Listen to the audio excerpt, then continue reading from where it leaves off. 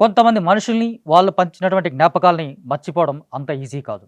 చాలా చాలా అద్భుతమైనటువంటి, అందమైనటువంటి జ్ఞాపకాలు, వాళ్ళతో ముడివేసుకున్నటువంటి అనుబంధాలు చాలా గొప్పగా ఉంటాయి. నిజానికి ఇవన్నీ వ్యక్తిగతంగా ఉండేటువంటి అనుబంధాలు. కానీ వెండితెరపైపై కూడా అలాంటి అనుబంధాలు ఉండటం అనేది చాలా చాలా అత్యంత అరుదైనటువంటి విషయంగా కనిపిస్తుంది.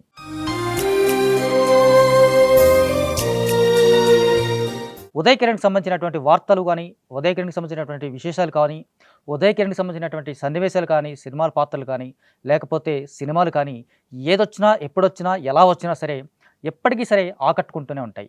అలాంటి ఆకట్టుకునేటువంటి సందర్భం ఈ వాలంటైన్స్ డే సందర్భంగా వచ్చింది. యెస్.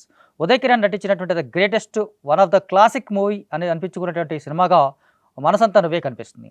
'మనసంతా నువ్వే' లాంటి ఒక క్లాసిక్ లవ్ స్టోరీని ఆ తర్వాత ఆ మధ్యకాలంలో ఎప్పుడు చూడలేదు నిజానికి కొరక చూస్తే గనక.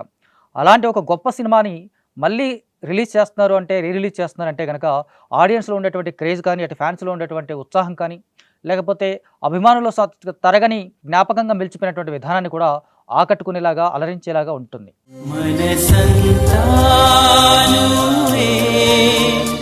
మనసంతా నువ్వే చాలా చిన్న పాయింట్‌తో మొదలైనటువంటి కథలా కనిపిస్తూ ఉంటుంది. అంటే నిరుపేద కుర్రాడు, బాగా డబ్బింటి అమ్మాయి మధ్య ఉన్నటువంటి కథ ఇది. ఈ కథ ఎప్పుడు ఎన్నిసార్లు చెప్పినా బోర్ కొట్టదు. బోర్ కొట్టేలాగా కూడా ఉంటాయి. బోర్ కొట్టనట్టుగా కూడా ఉంటాయి. కానీ కథనంగా మాత్రం చాలా చాలా ఆకట్టుకుంటుంది. అలరిస్తుందనే విధంగా మెప్పిస్తుంది ఈ సినిమాకి సంబంధించి చూస్తే గనుక.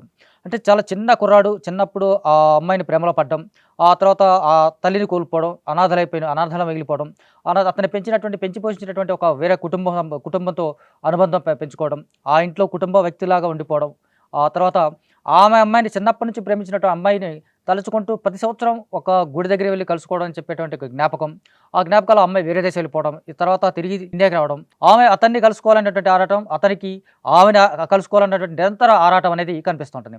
ఆ క్రమంలో వచ్చేటువంటి సన్నివేశాలు కానీ, ఆ సన్నివేశాలు వచ్చేటువంటి సందర్భంగా కానీ కావచ్చు, కానీ ప్రేమలో ఉన్నటువంటి ఒక అనుబంధాలు కానీ చూపించడం కావచ్చు, ఆ తర్వాత వచ్చినటువంటి కాన్ఫ్లిక్టు, ఆ కుటుంబ సంబంధించినటువంటి సమస్య, ఇవన్నీ ఒక అద్భుతమైనటువంటి సన్నివేశాల మధ్యగా కనిపిస్తుంది. అంటే కథాపరంగా చూస్తే ఒక అత్యంత సంపన్నురాలైనటువంటి ఒక అమ్మాయికి ఒక నిరుపేద కుర్రాడి మధ్య జరిగేటువంటి ప్రేమ కథలా చూపించినప్పటికీ కూడా అద్భుతమైనటువంటి సన్నివేశాలు, బెస్ట్ స్క్రీన్ ప్లేతో ఈ సినిమాతో ఆకట్టుకుంటుంది, మెప్పిస్తుంది కూడా. నిజంగా ఎలా చూసినా సరే, ఎప్పుడు చూసినా, ఎట్టి పరిస్థితుల్లోనూ బోరు కొట్టని సినిమాగా కనిపిస్తుంది. ఇప్పుడు కూడా టీవీలో వచ్చినా, యూట్యూబ్లో చూసినా సరే, ఎప్పుడు రెగ్యులర్గా మనం చూసాటే అతుక్కుపోయేలాగా కనిపించేలాగా ఉంటుంది సినిమా.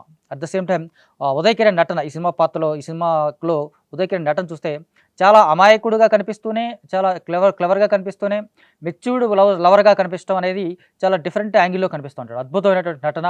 అంటే అతనిలో ఉన్నటువంటి ఒక గొప్ప క్వాలిటీ ఏంటంటే, ఎలాంటి సినిమా చేసినా, ఎలాంటి పాత్ర చేసినా సరే, అగ్రెసివ్ క్యారెక్టర్ అయినా సరే, ఇంకెలాంటి రోల్ అయినా సరే, అతనిలో తెలియని ఒక అమాయకత్వం అనేది కనిపిస్తుంది. అలాంటి అమాయకత్వం అనేది బాలీవుడ్లో సల్మాన్ ఖాన్ లాగా కనిపిస్తూ ఉంటుంది, లేకపోతే కొంతమంది చాలా తక్కువ మంది ఆర్టిస్టులో కనిపిస్తుంటుంది. అలాంటి అమాయకత్వంతో నిండినటువంటి క్యారెక్టరైజేషన్ తోటి అగ్రెసివ్ క్యారెక్టర్లోనే పండించాడు, లేదా ఎలా పండించినప్పుడు కూడా ఆ అమాయకత్వం అతని సినిమాకి చాలా బిగ్గెస్ట్ ప్లస్ పాయింట్ అయింది.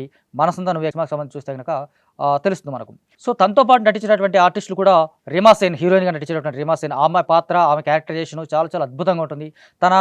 తాను చిలిపితనంతో నిండినటువంటి పాత్ర, అట్ ద సేమ్ టైం అతనితో ప్రేమలో పడ్డ తర్వాత ఉన్నటువంటి విధానం కావచ్చు, లేకపోతే ఆ ప్రేమను పండించినటువంటి విధానం కూడా బాగా ఆకట్టుకునేలాగా తన పర్ఫార్మెన్సెస్ కూడా చూపిస్తూ ఉంటుంది. At the same time Tanu Rai, మరో హీరోయిన్గా తనురాయ్ కనిపిస్తుంది. అలాగా చంద్రమోహన్, సుధా, పరుచూరి వెంకటేశ్వరరావు కావచ్చు, లేకపోతే సునీల్ పాత్ర చాలా బిగ్గెస్ట్ ప్లస్ పాయింట్ కనిపిస్తుంది సినిమా చూస్తే.